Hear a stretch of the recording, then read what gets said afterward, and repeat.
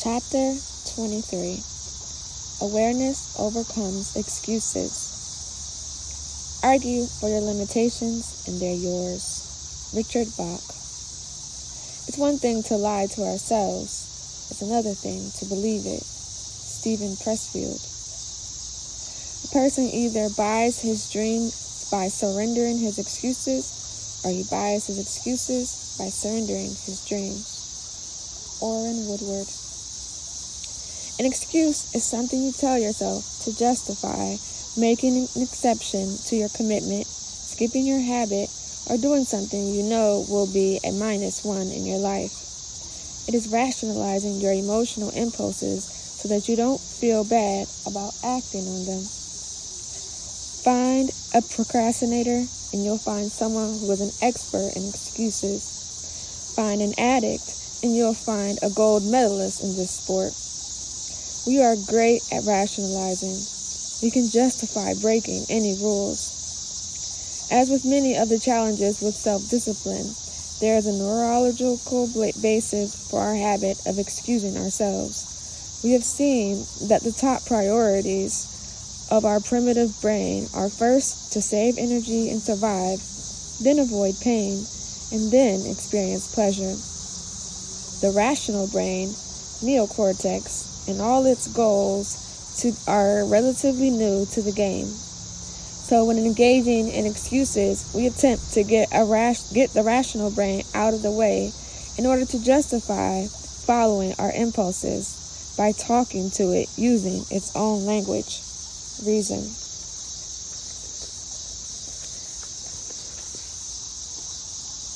Creating bad habits is easy. Simply take the path of least resistance.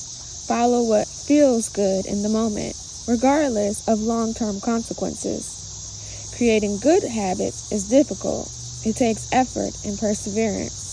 You need to follow what you know is good, regardless of how it feels right now. Excuses are a way to avoid making that effort, while at the same time avoiding feeling bad about it, emotional distress. Prevent pain plus save energy at the same time? Oh yes, that's your primitive brain's reaction to excuses and why it loves them. This generic predisposition works great if our goal is only survival, but for the modern human who seeks fulfillment, achievement, and meaningful contribution, it is self-defeating.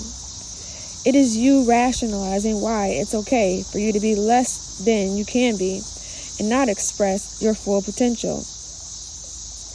If you deliberately plan on being less than you are capable of being, then I warn you that you'll be unhappy for the rest of your life. Abraham Maslow. Some excuses prevent you from starting or even dreaming about it. Others come later on, preventing you from being consistent or preventing you from giving your all. Examples of excuses for not trying or not trying wholeheartedly. It will probably never work for me anyhow because blank. Maybe I'm too old for this. I don't have the time/money/support to accomplish this. I'll go for it after blank something in the future. I'm not talented enough, connected enough, smart enough, experienced enough. I'm not like blank role model because I had a difficult childhood. I've missed my chance. Now it's too late. There is no guarantee that I'll succeed. I can't do it. I've never followed through with anything. Examples of excuses for skipping the habit, procrastinating, or breaking a resolution. Now is not the right time. I'll start it when blank. I'll make an exception just this time because blank. I'm now too tired, busy, demotivated to do blank. I don't feel like it right now. I'm not getting anywhere with this anyway. Let me think about it for a while. One bite/cup/round never killed anyone. This will help me feel good and relax. Skipping this time does no harm. This week is not a good week. I'll start again on Monday. Everybody is doing this. Tomorrow. Which ones are your go-to excuses? What sacrifices are you making by believing these excuses? All or nothing thinking. One of the most common excuses I hear from people who come for coaching is what is known as all or nothing thinking. So let's spend some time unpacking this one. All or nothing thinking is when you break your rule once and then you justify yourself breaking your rule even further by thinking that your case is already lost. You then burden your future self with the task of starting over again. This is a very common and very limiting thought pattern. It kind of goes like this. You commit to running 20 minutes on the treadmill every day. You do 20 minutes on Monday and 20 minutes on Tuesday. You skip Wednesday because you were busy. Thursday you feel tired and tell yourself, oh well, I've already skipped yesterday, so I'll consider this week as wasted and I'll start afresh next week. Or you make a commitment to go for 30 days with no junk food and no sugar. On the 5th day, you go to a birthday party and everyone is drinking soda, so you join in. You then think, oh well, I've already drunk soda today, so I might as well eat some hot dogs and the cheesecake too. Or, tonight I have a party and will probably eat badly, so I might as well consider this as a wasted day and eat junk food for lunch too. Or, I've already cheated on my partner by kissing this person, so I might as well go forward with the whole thing. All or nothing thinking is like slashing 3 good tires because one of them is flat, and you can't drive anyway. The way to reverse this tendency is first to consider every choice individually.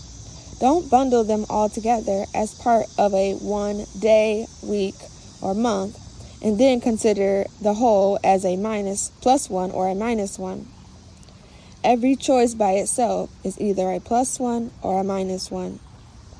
Doing your treadmill on Monday and Tuesday and then Friday and Saturday is much better than not doing it at all. At least you've got 4 +1s that week. Likewise with the junk food, having some soda is -1, but adding the hot dog and cheesecake on top of it makes -3 for your health goals. Temptations are often like this. You give them your little finger, and they want to take your whole hand. Please remember that it's much better to lose your little finger than your whole hand. All or nothing is it's either a +7 or a 0. Realistic expectations is a +4 is much better than a 0. The second element here is letting go of unrealistic expectations and perfectionism. See Chapter 21. You believe that one failure spoils the whole thing, so you want to reset and start again. You believe that one failure means that you are not good enough and won't be able to build this habit, so you might as well indulge right now. This will make this habit a problem for your future self. To counter this, expect that there will be failures, setbacks, and challenges. As soon as you are aware that you went astray, cut your losses and move on. Make your best efforts from that moment onward. That is enough. This skill is developed in meditation. As soon as you notice that your attention got distracted, you bring it back to the meditation object, breath or mantra. You don't say to yourself, oh well, I had a thought, so I guess this meditation is wasted. I may as well stop now and try again tomorrow.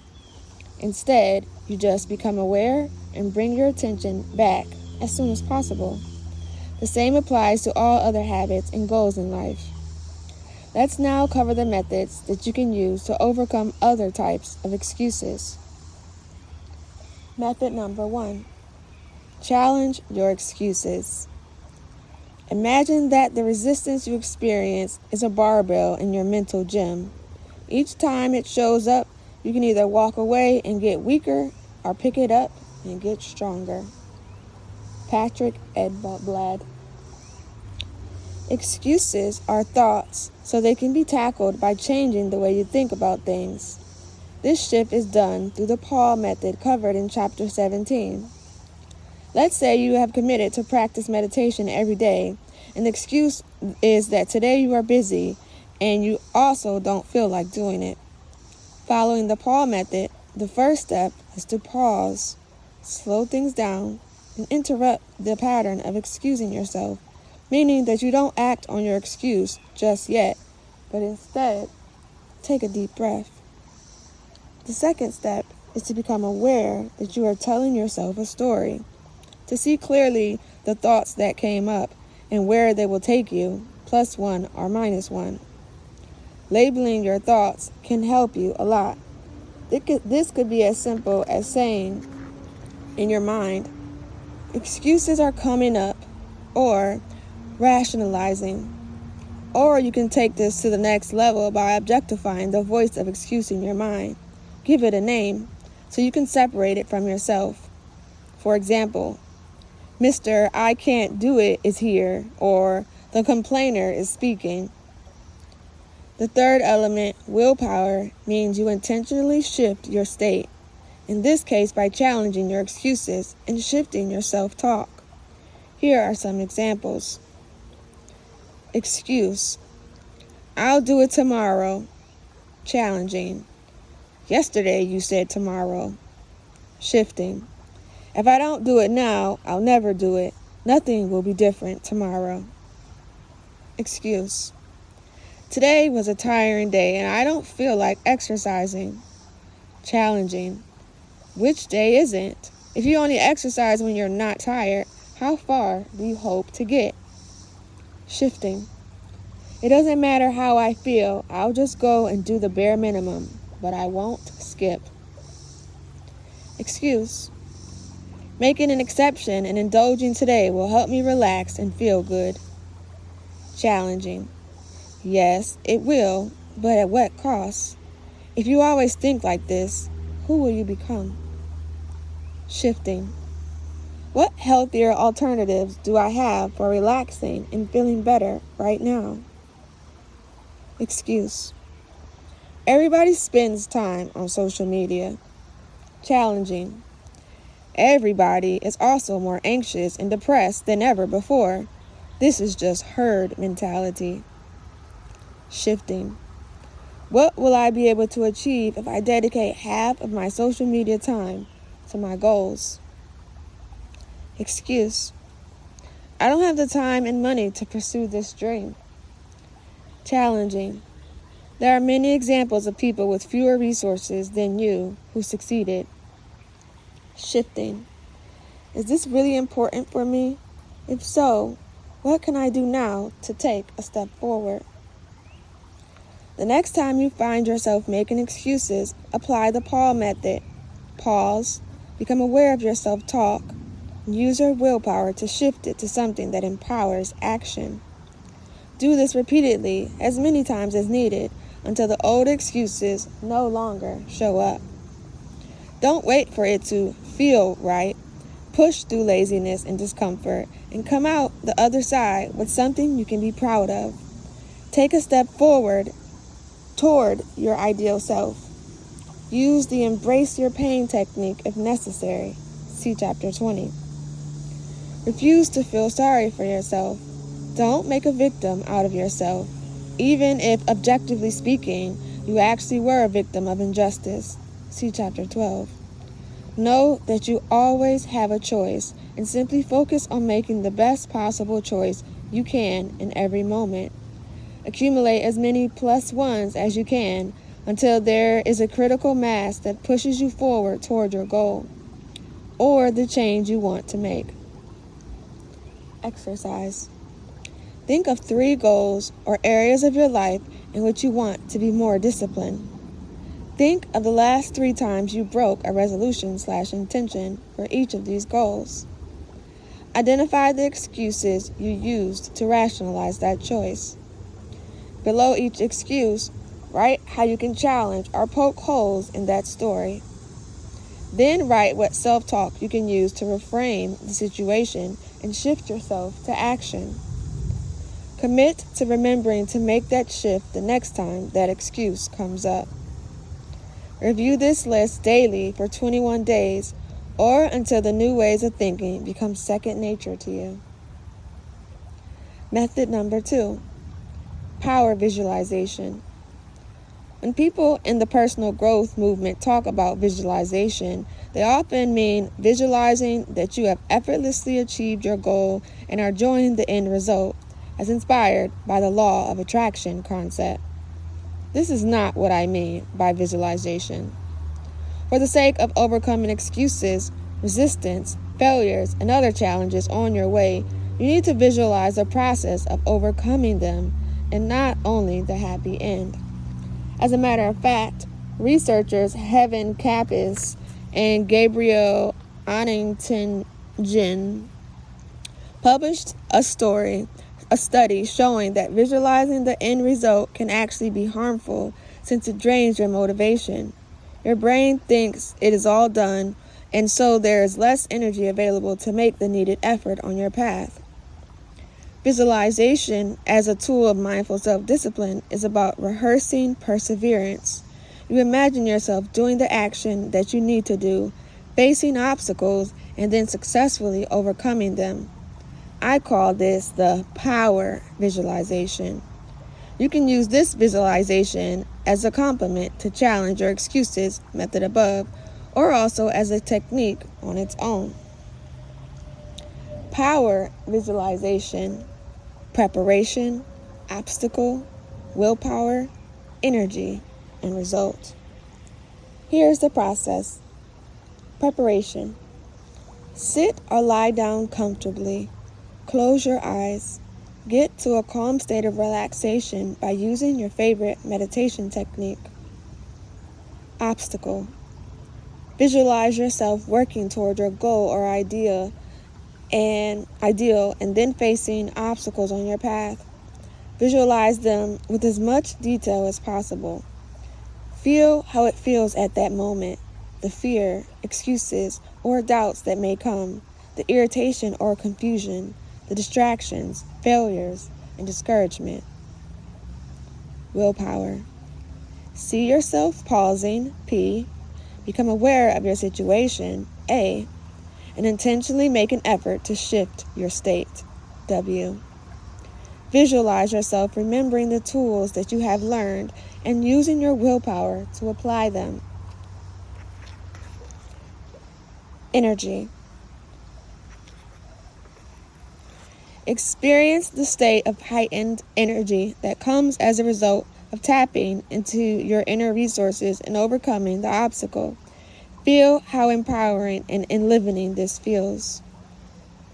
Result. Visualize yourself overcoming that obstacle and moving forward. Feel how good it feels. For example, if success for you means a great relationship with your partner, you visualize the conflicts, the misunderstandings, the fights that are likely to happen. You feel the frustration, the confusion, and then visualize yourself finding the tools, the clarity, and the energy to successfully work through them, coming out of the storm stronger and more united. This is very different from simply visualizing external honeymoon moments. This is practical and realistic. Let the whole visualization be as vivid as you can, as if you are actually there. If you are not good at visualizing, then just imagine it in whatever way it works for you. The important thing is to make it feel real and to experience it firsthand, so that you are truly priming your brain to behave in a different way. Other solutions. In Chapter 29, about overcoming doubts, you will learn 2 techniques that also work well for overcoming excuses: the not now technique and the remove your options technique. They are great wildcard techniques that remove many internal obstacles all at once. If none of the techniques in this chapter worked for you, You might want to try those. Finally, you may also want to consider getting some form of accountability. Chapter 35. Most of us are experts at fooling ourselves. We are unable to either see our excuses or constantly act in spite of them.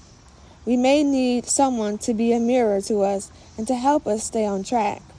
So if you can have an accountability partner who is bold and psychologically savvy, i.e., understands how the mind works, that would be of great help. Or you may also consider hiring a discipline coach. Excuses are a form of self-sabotage. Overcome them by whatever means necessary so you can move forward without having the handbrake on. Key points.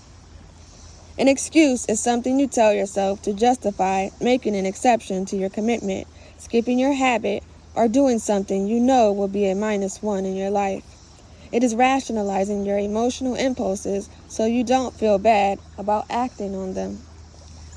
All or nothing thinking is when you break your rule once and then justify to yourself breaking your rule even further by thinking that your case is already lost. To reverse it, consider each choice individually, not bundling it with others, and let go of the unrealistic expectation that you will be able to follow through perfectly from the beginning. Method 1. Challenge your excuses. Apply the Paul method, chapter 17, to interrupt the thought pattern. Notice the story you are telling yourself and its consequences, +1 or -1, and shift the story by challenging your excuses. Create a list of shifts for your most common excuses. Method number 2. Visualization. Visualize the process of overcoming excuses, resistances, failures, and other challenges on your way by using the power visualization: preparation, obstacle, willpower, energy, and result. Don't just visualize the end result, as that can actually demotivate you. Other solutions for overcoming excuses are the not now technique and remove your options technique, chapter 29, or getting some form of accountability. Chapter 24.